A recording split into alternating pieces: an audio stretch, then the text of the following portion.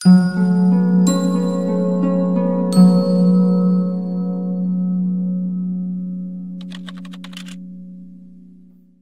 మనం ఏం చెప్పుకుందాం అంటే దీపావళి కాబట్టి దీపావళి ప్రత్యేకత చెప్పుకుందాం.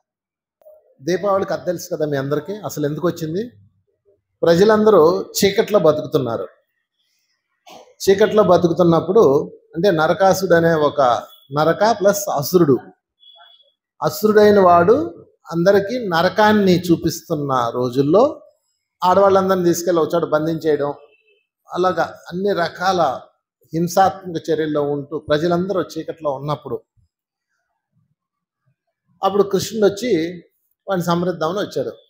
కానీ వాడు పురుషుల చేతిలో కానీ ఎవరి చేతిలో చనిపోడు. వాడికి వరం ఉంది, ఆడవాళ్ళ చేతిలో చనిపోతాడు.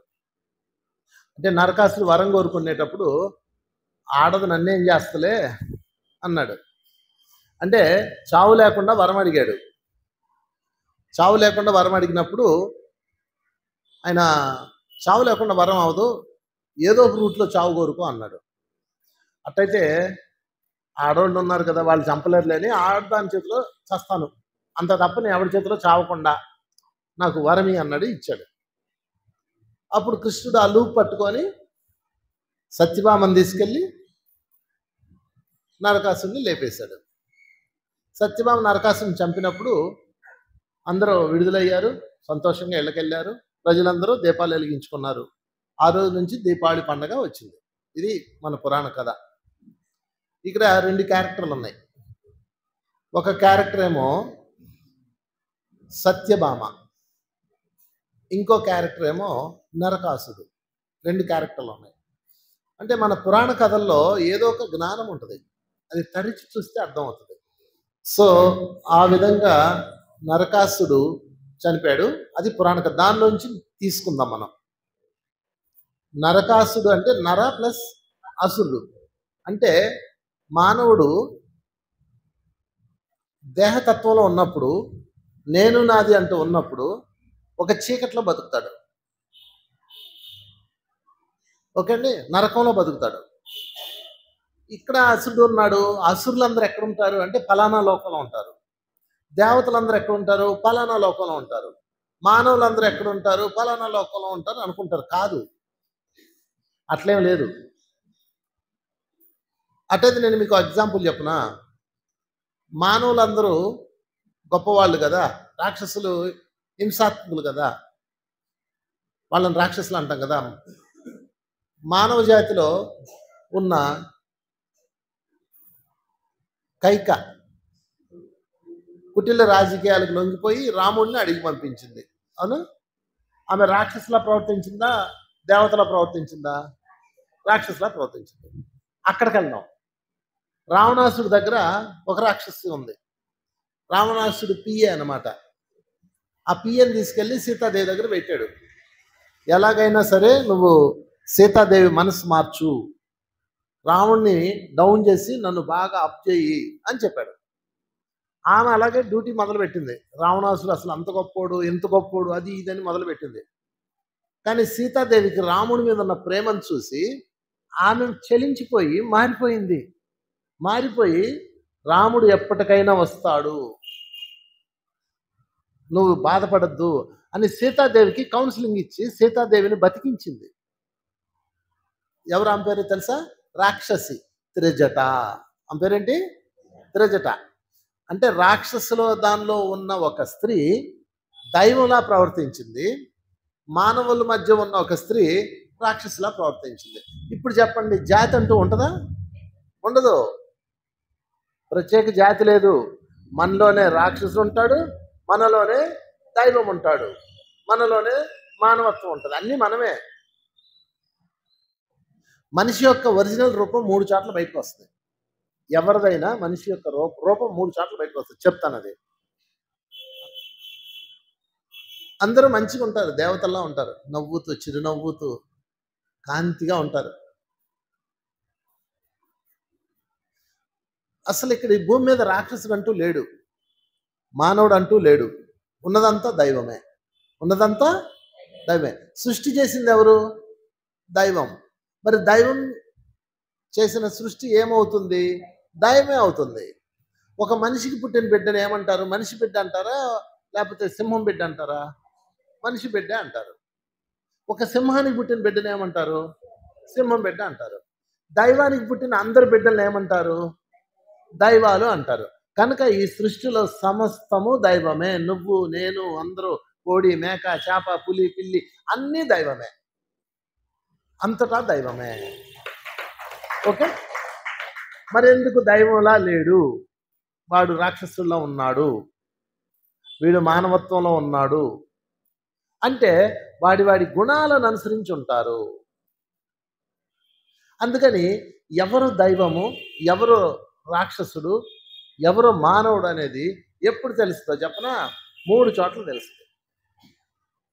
అందరు అనేక రూపాల్లో ఉంటారు, ఎవడో ఒక రూపంలో ఉండడు. ఒకటి, ఆహారం తినేటప్పుడు ఒరిజినల్ రూపంలో ఉంటారు. ఎవరైనా బాగా ఆకలేసి ఆహారం తింటారే, అప్పుడు మీ నిజస్వరూపం వస్తుంది. ఒక రాక్షసుడు మానవుడు వేషం వేసుకుని కూర్చున్నా వాడు ఆహారం తినేటప్పుడు రాక్షసులా మారిపోతాడు. ఓకే. ఒక పాట ఉంది, వివాహ భోజనంబు ఇంతైన వంటకంబు. చూసారా? అందులో ఎవరది? ఘటోత్కచుడు. ఎవరు క్యారెక్టర్ వేసింది? ఎవరు తెలుసా? ఎస్వి రంగారావు గారు. మీరు ఆ డైరెక్టర్ ఎంత బాగా తీశాడంటే శశిరేఖ రూపంలో ఉంటాడు, భోజనం చూడగానే తన రూపం వచ్చేస్తాయి. మీరు గమనించారా ఎంత బాగా తీశాడో డైరెక్టర్? చప్పలు కొట్టండి. అది శాస్త్రం. అది మీరు ఎంత మేకప్ వేసుకోండి, ఎంత చిరునవ్వుతో ఉండండి, ఎంత దేవుళ్ళలాగా గెటప్ వేసుకోండి, 3 చోట్ల బయటకు వచ్చేస్తుంది. ఒకటి, ఆహారం తినేటప్పుడు. ఓకే. 2, మైథునం చేసేటప్పుడు. మైథునం అని తెలుసు కదా, శృంగార కార్యంలో ఉన్నప్పుడు, కాపురం చేసేటప్పుడు. 3, కోపంలో ఉన్నప్పుడు. ఈ 3 చోట్ల నీ ఒరిజినల్ రూపం బయటకు వస్తుంది. మిగతా అప్పుడు ఎప్పుడు రాదు. ఈ మధ్యన ఒక మాతాజీని కలిసా. మాతాజీ ఎంత చక్కగా ఉంటుంది అంటే తెల్లటి పాల వెళ్ళే. ఆమె ఫేస్ చూస్తే చాలు దుఃఖం పోతాయి. ఎవరో పేరు చెప్పను కానీ ఒక మాతాజీని బౌళ్ళు మంది ఉన్నారు కదా, తెల్లటి కాంతి. అసలు ఆమెను అలా చూస్తుండే బుద్ధి, అసలు అంత చందమామలా ఉంటుంది మాతాజీ. ఈ అమ్మ మన ఫేస్ జిడ్డు కొట్టుకొని ఉంది అని చూడు, అసలు ఎంత కాంతిగా ఉందో, అసలు ఎంత సాధన చేస్తుందో. మహాదేవత అనుకున్నా నేను, మాయలో పడ్డా. ఆమె శిష్యురాలు నాకు వచ్చి చెప్పింది, ఆమె చేపల కూర తింటుందంట. ఆ మాతాజీ, దివ్యమైన అమ్మాజీ, చేపల కూర ఆమె తింటుంది, చేపల కూర తినేస్తుంది. అంటే డయాస్ మీద ఆమె, అమ్మలారా, అపారమైన లవ్ ఉంటుంది. తిండి దగ్గర బయటపడిపోయింది రాక్షసత్వం. ఆమె నన్ను అడిగింది, సార్ మీరు అసలు మాంసం తినద్దు, ప్రేమతత్వంలో ఉండాలని చెప్తారు, ఆమె ఎందుకు తింటుంది సార్ అందే. అది ఆమె ఒరిజినల్ రూపం. ఇదంతా మేకప్ రూపం. మేకప్ ఎవరైనా మేకప్ వేస్తే బ్రహ్మాండంగా అయిపోతారు. మంచి కలర్ వేస్తే కొంచెం హావభావాలు ప్రాక్టీస్ చేయాలి, చిరునవ్వు ప్రాక్టీస్ చేయాలి, ఇవన్నీ ఎవడో చేయొచ్చు. కానీ ఒరిజినల్ రూపం మాత్రం ఎప్పుడు బయటకు వస్తుంది? బోధి నేటప్పుడు వస్తుంది మీకు. బాగా ఆకలేసినప్పుడు. అది కూడా బాగా ఆకలేసింది అనుకోండి, తింటారే, అది ఒరిజినల్ రూపం. మీకు 2 రోజులు అన్నం పెట్టకుండా ఒకరోజు అన్నం కింద పెట్టినా కలుపుకొని తినేస్తారు, అది ఒరిజినల్ రూపం. పక్కోడికి మిగల్చకుండా తినేస్తారు, అది ఒరిజినల్ రూపం. మంచి పళ్ళు ఏరుకొని తినేస్తారు, అది ఒరిజినల్ రూపం. మామూలు అప్పుడు అందరికీ కడుపు నిండితే నువ్వు తీసుకో అంటాం. ఈ అన్నం లేదు, కొద్దిగా ఉంది, వారం రోజులు రావాలి, అందరూ చనిపోయారు, ఇదంతా నీరు వచ్చేసింది. మన దగ్గర ఉన్న బియ్యం వారం రోజులకే ఉన్నాయి, సభ్యులేమో 50 మంది ఉన్నారు. అప్పుడు చెయ్యండి అన్నదానం. చేస్తారా? నా పిల్లలకి ముందు నేను, నా పిల్లలు ఉన్నదే కొద్ది బియ్యం, లేవండి మా దగ్గర లేవండి అంటాం. చూసారా? ఇప్పుడు మాట్లాడితే అన్నదానాలు చేస్తున్నాం కదా, అది తప్పు రైటో పక్కన పెడదాం. అంటే అప్పుడు వస్తుంది నీలో ఒరిజినల్ రూపం తినేటప్పుడు. అందుకే ఎప్పుడు ఆహారం తిన్నా ఫస్ట్ ముద్ద నోట్లో పెట్టుకునేటప్పుడు అటు ఇటు చూడాలి. ఎవరన్నా ఆకలి కొని ఉంటే వాళ్ళకి పెట్టేయాలి ఫస్ట్ ముద్ద. అర్థమవుతుందా? ఇది నరకాసురుడు. అంటే అసురుడైన వాడు నరకాన్ని సృష్టించుకుంటాడు. వాడు ఎవడో చేయడు, మనమే. ఎవడో వచ్చి మిమ్మల్ని ఏం చేయడు, మిమ్మల్ని మీరే నరకం సృష్టించుకుంటారు. ఈ నరకం సృష్టించుకున్నప్పుడు ఆ నరకంలో నుంచి నిన్ను బయటకు పెట్టేవాళ్ళు సత్యభామ. సత్యభామే కదా మోక్షం ఇచ్చింది. సత్య అంటే జ్ఞానము, భామ అంటే ఆనందము. జ్ఞానవంతమైన సత్యం తెలిసిన వాళ్ళు సత్యభామలో.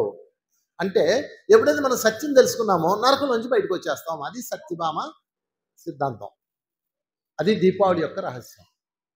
ఓకే, కనుక మిత్రులారా, మనలో ఉన్న రాక్షసుని తరిమి కొట్టడమే దీపావళి. మనలో ఉన్న రాక్షసుని అణగదొక్కడమే దీపావళి. అక్కడెక్కడో రాక్షసుడు కాదు, లోపల ఉన్నాడు ఒకడు. బయటకు వస్తాడు మీరు తిండి తినేటప్పుడు. ఇంకా 3 చోట్ల అసలైన రాక్షసుడు ఎప్పుడు బయటకు వస్తాడు చెప్పనా? కోపంలో ఉన్నప్పుడు.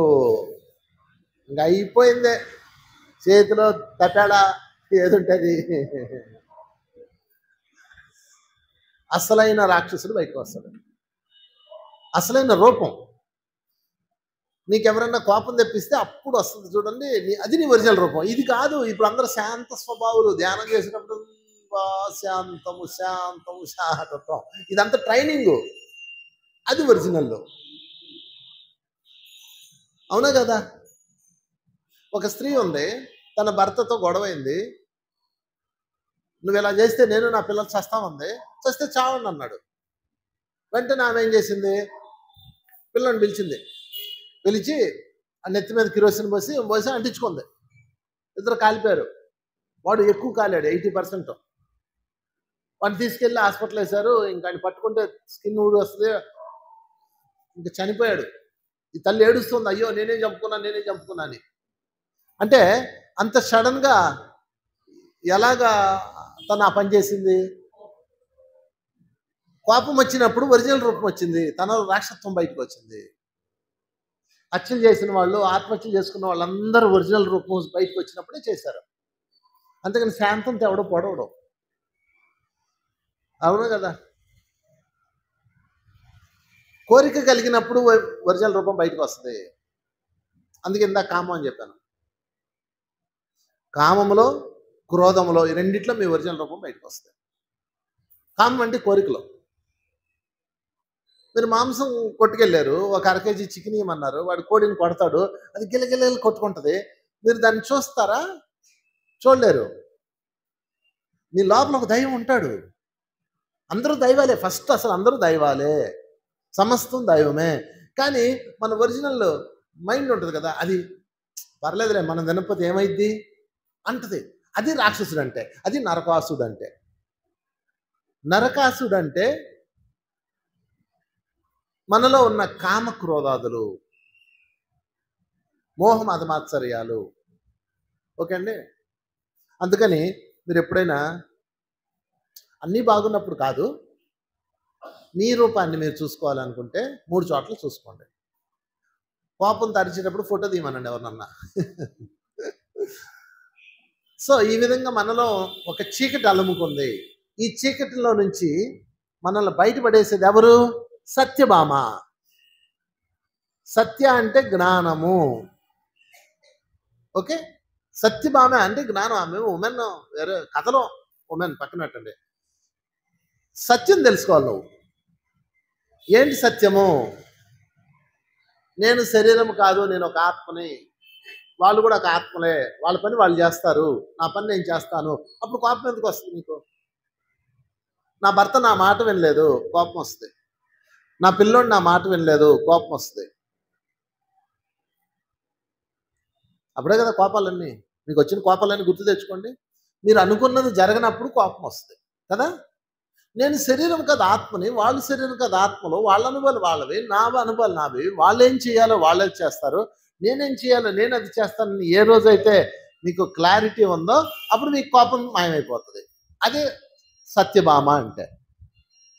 చూసారా, నరకాసులు లాంటి కోపానికి సత్యము అర్థమైతే రిలీజ్ అవుతుంది కోపం. అర్థమవుతుందా?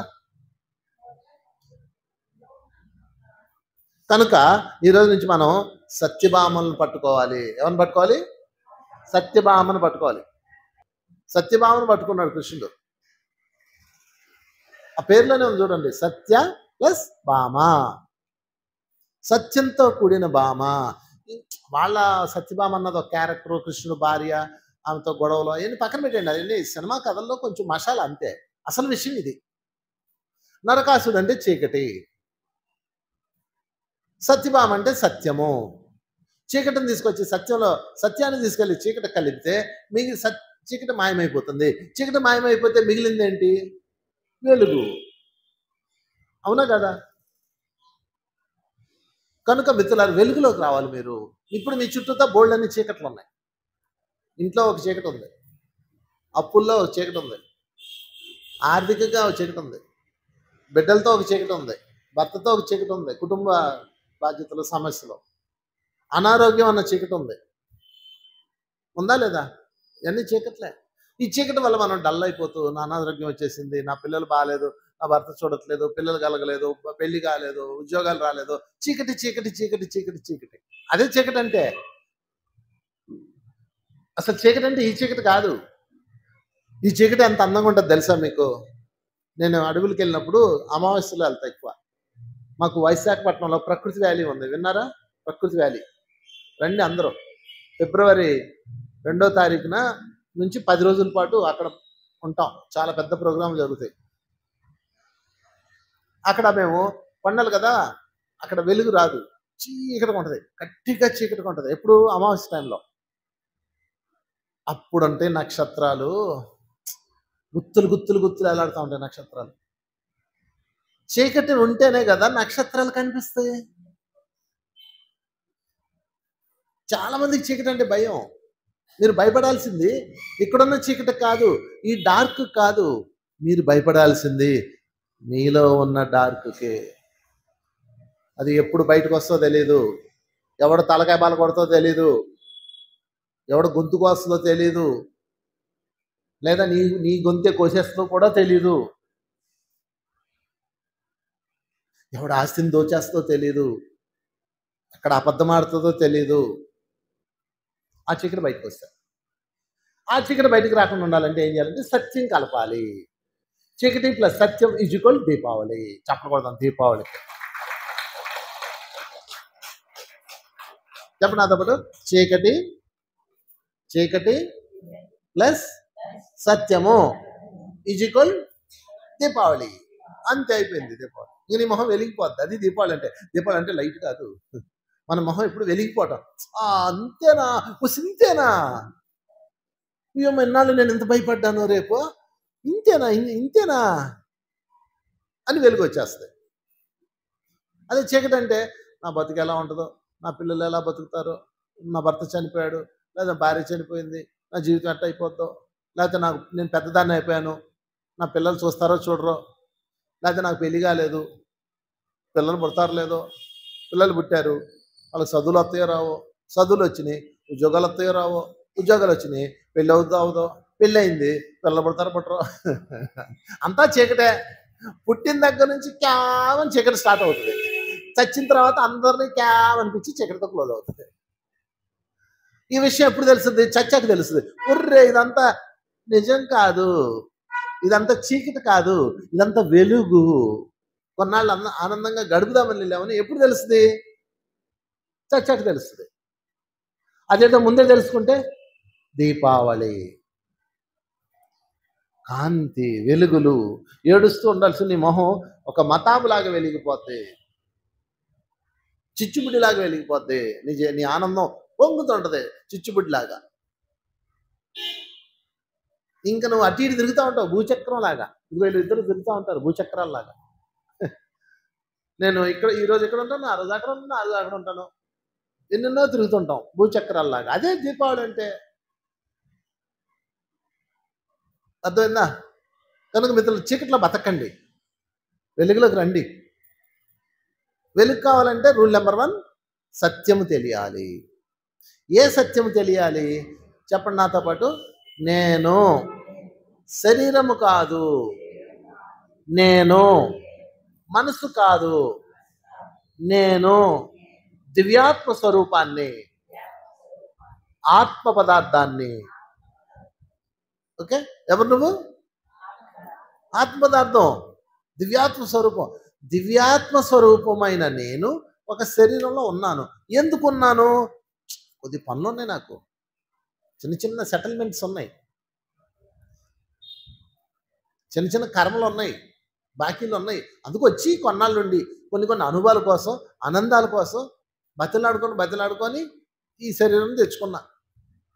మీ అందరూ మీ శరీరాలు తెచ్చుకోవాలంటే చాలా కష్టపడాలి. 5 లక్షల ఆత్మ లైన్లో నుంచుంటే శరీరం ఇస్తారంట. ఇది మాకు పత్రిక గారు ఎప్పుడు చెప్పాడు? 15 ఏళ్ళ క్రితం చెప్పాడు. అంటే ఇంకా పాపులేషన్ పెరిగి ఉంటుంది. 5 లక్షల ఆత్మ లైన్లో నుంచుంటే కానీ ఈ శరీరం ఎవరు. దీన్ని బట్టి ఏమర్థమైంది? ఎంత కష్టం శరీరం కదా. తవలకొట్టండి జీవితానికి. సో మిత్రులారా, ఈరోజు చెప్పుకుందాం, ఇక నుంచి చీకటి లేదు మన జీవితాల్లో, వెలుగులే.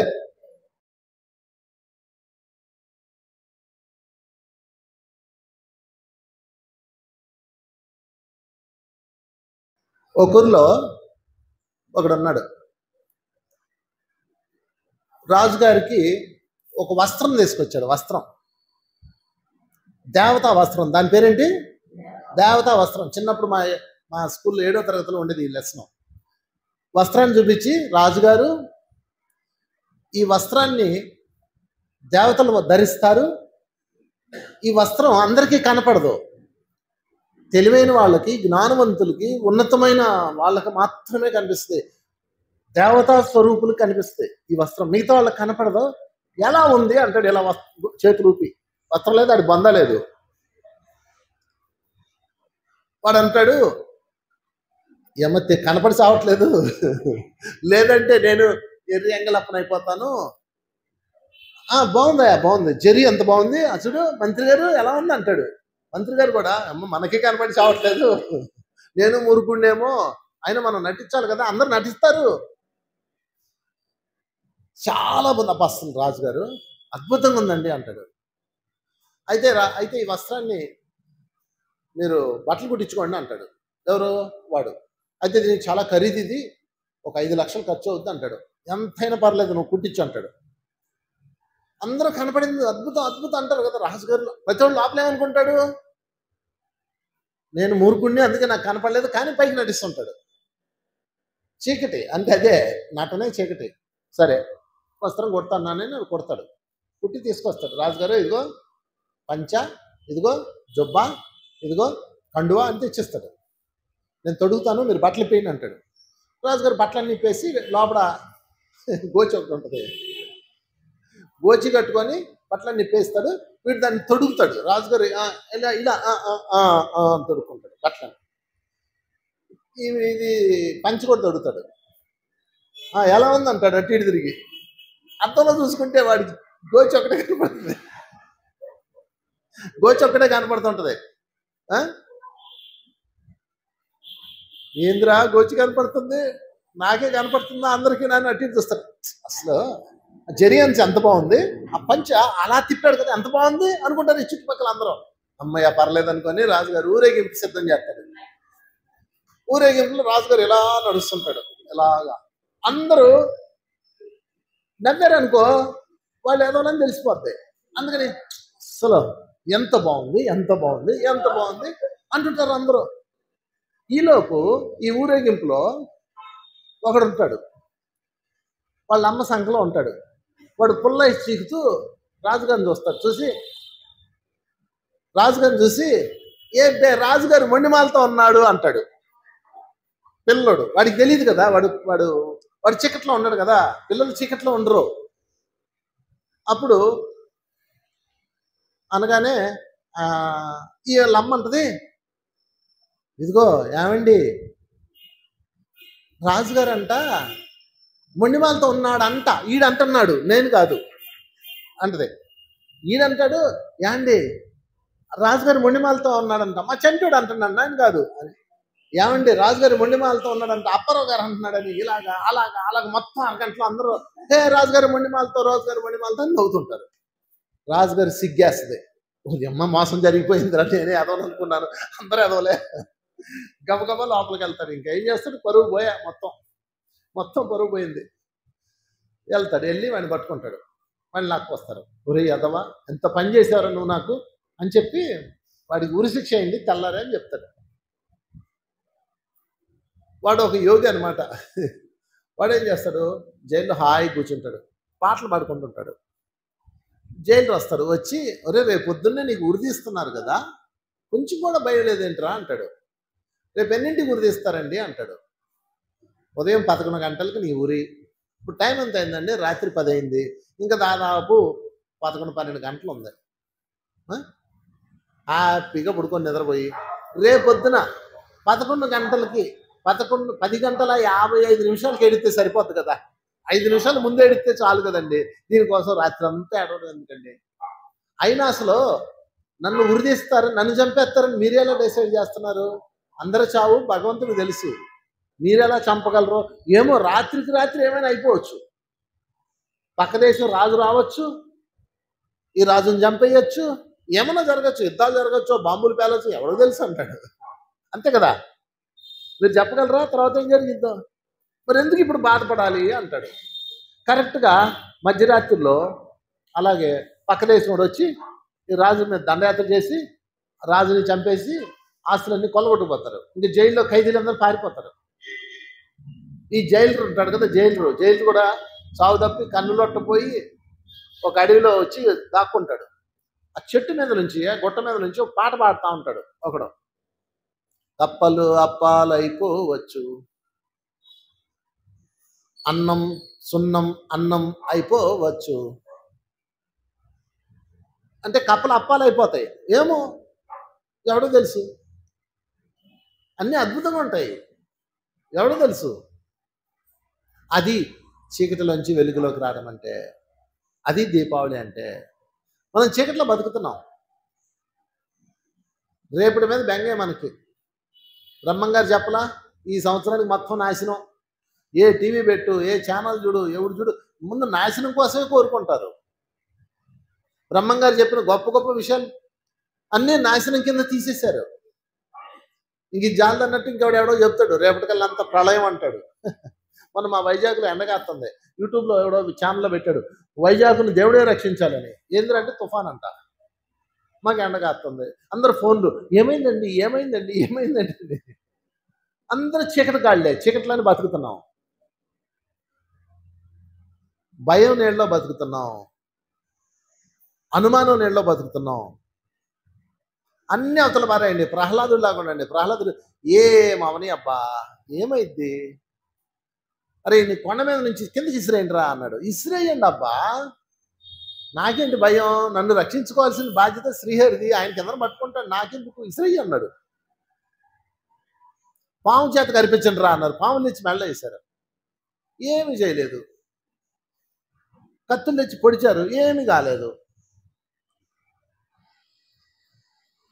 అప్పుడు ప్రహ్లాదుడు వాళ్ళ నాన్నగారు అడుగుతాడు, ఒరే ఏంద్రా నీ కథ, అసలు నీకేమీ కాలేదు ఎందుకని అంటాడు. అప్పుడు చెప్తాడు, నాన్నగారు పాము ఎవరు అనుకున్నారు, నారాయణుడు, పాము నారాయణుడు. ఆ కాలకోట విషం తాపించారే, అది కూడా నారాయణుడు. సమస్తం నారాయణుడే. నన్ను చంపడానికి వచ్చారే, వాళ్ళు కూడా నారాయణులే. నువ్వెవరు అనుకున్నావు, నువ్వు నారాయణుడే. నేనెవరు అనుకున్నావు, నేను నారాయణుడే. సమస్తము నారాయణుడే అంటే సమస్తము దైవమే, అంతా దైవమే. అది వెలుగు అంటే. చప్పలు కొడదాం ప్రహ్లాదుడికి. అర్థమైంది మిత్రులారా? దట్ ఈస్ వెలుగు. మీరు వెలుగులో బతకాలంటే రూల్ నెంబర్ 1 చెప్పండి నాతో పాటు, నేను. శరీరం కాదు, నేను. మనసు కాదు, నేను దివ్యాత్మ స్వరూపాన్ని, నారాయణుణ్ణి. నారాయణ అంటే ఆత్మని. అర్థమైందా? అదే సత్యం అంటే. చీకటి మాయమైపోయింది, వెలుగులోకి వచ్చారు. మళ్ళీ ఈలోపు ఎవడో ఒకడు వచ్చి చీకట్లోకి లాగుతాడు, నిన్ను లాగుతారు, కిందకు లాగుతారు. గుర్తుపెట్టుకోండి, మీరు వెలుగులోకి రాగానే నువ్వు వెనక చీకట్లో లాగుతారు. వాళ్ళని చీకటి శక్తులు అంటారు. గుర్తుపెట్టుకోండి, చీకటి శక్తులు. ఎక్కడో పైలోకాల్లో ఇంద్రలోకంలో రాక్షస లోకంలో ఉండవు, మన చుట్టూతానే ఉంటారు చీకటి కాళ్ళు. నిన్ను కిందికి లాగేస్తుంటారు. ఎంత మంచిదో తెలుసా కైకేయ, రాముడు అంటే ప్రాణం ఆమెకి. అలాంటి కైకేయ రాముడిని అడవి కింద పంపించింది 14 సంవత్సరాలు కట్టుబట్టలతో. చీకట్లోకి లాగింది ఎవరు? మందర లాగింది. లాగితే మాత్రం లాగించుకుంటారా? నువ్వు తోళ్ళు ఉడుచుకొని రావాలి, అది నీ బాధ్యత. ఆధ్యాత్మికంలోకి వచ్చాక మిమ్మల్ని చీకట్లో లాగేవాళ్ళు ఎక్కువ అవుతారు. ఇక్కడ డబ్బులు పెట్టు నీకు కోట్ల రూపాయలు వస్తాయి అని లాగుతారు. వాడు అలాంటి వాడు కాదు ఇలాంటి వాళ్ళు అని లాగుతారు. గుర్తుపెట్టుకోండి, మందరిలో నీ చుట్టూతా ఉన్నారు, నీ చుట్టూతా మనిషికి 5 ఉంటారు కనీసం. లాగుతూనే ఉంటారు, లాగుతూనే ఉంటారు, లాగుతూనే ఉంటారు. మీరు జాగ్రత్తగా ఉండాలి, ఎరుకుతూ ఉండాలి, వెలుగుతూ ఉండాలి, సత్యంలో ఉండాలి. ఆ సత్యమే మిమ్మల్ని కాపాడుతుంది.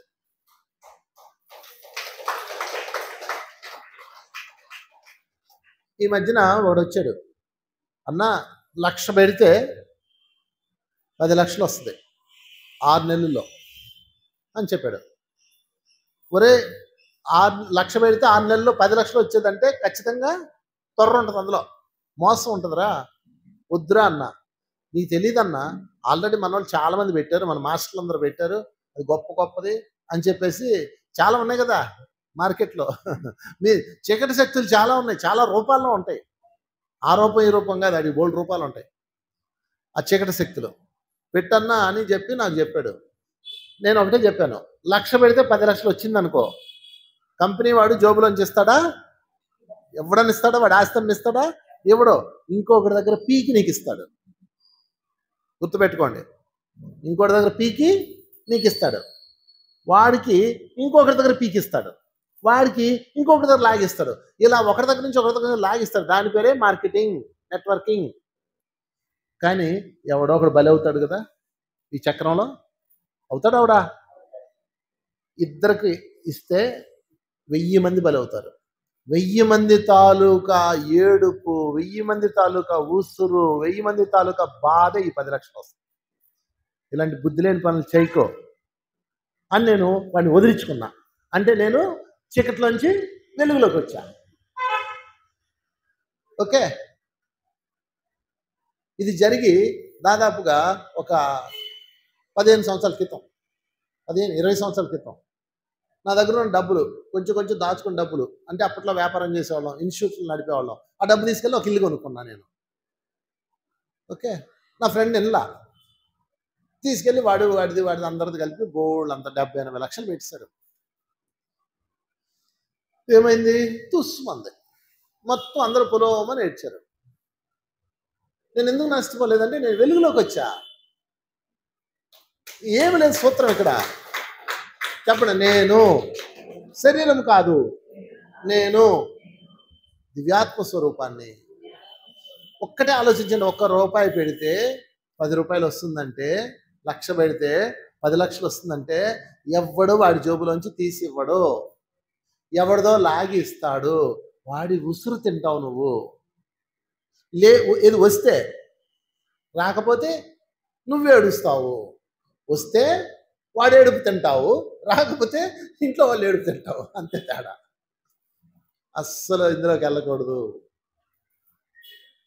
ఏదో పాట ఉంది కదా, ఆత్రిక ఆశామోహములు దరిరాని కోయి. ఆశామోహాలు ఆ రెండే చీకటి. ఎక్కడో రాక్షసుడు ఉంటాడు, వాడికి ఇంత పెద్ద కోరలు ఉంటాయి, వాడు అది కాదు, మనలోనే ఉంది ఆ చీకటి రాక్షసుడు. వాడిని తోలేయడమే సత్య భామ, వాడిని తోలేయాల. నిరంతరం వస్తారండి, నిరంతరం వెంటబడుతూనే ఉంటారు వీళ్ళు, ఈ చీకటి కాళ్ళు. నువ్వు మాంసం మానేసి చక్కగా ధ్యానం చేస్తుంటావు, విటమిన్ డి పడిపోయింది, అదని ఇదని చీకట్లో లాగేస్తారు. గుర్తుపెట్టుకోండి, ఒక్కడ వెలుగులోకి వస్తే 100 మంది చీకట్లో లాగుతారు. ఇది మర్చిపోకండి. ఆ చీకటి మీద నిన్ను నువ్వు కాపాడుకోవటమే సత్యం అన్న ఆయుధంతో, సత్యభామ అన్న ఆయుధంతో, కృష్ణుడి యొక్క చైతన్యంతో దీపావళి. నిన్ను నువ్వే కాపాడుకోవాలి, వేరే దారి లేదు. అప్పుడప్పుడు గురువులు వచ్చి కొంచెం లాగుతుంటారు. ఎంతకాలం లాగుతారు? ఎంతసేపు లాగుతారు? ఇదొక చీకటి. డబ్బు మీద ఒక చీకటి, ఆధ్యాత్మిక మార్గంలో వెళ్ళేటప్పుడు అక్కడ ఇంకో చీకటి. గురువు సరైనోడు కాదు, నీ గురువు మంచోడు కాదు, ఇది మనకొద్దు, అది ఇంకో చీకటి. గురువు ఎట్టుంటే నీకెందుకు?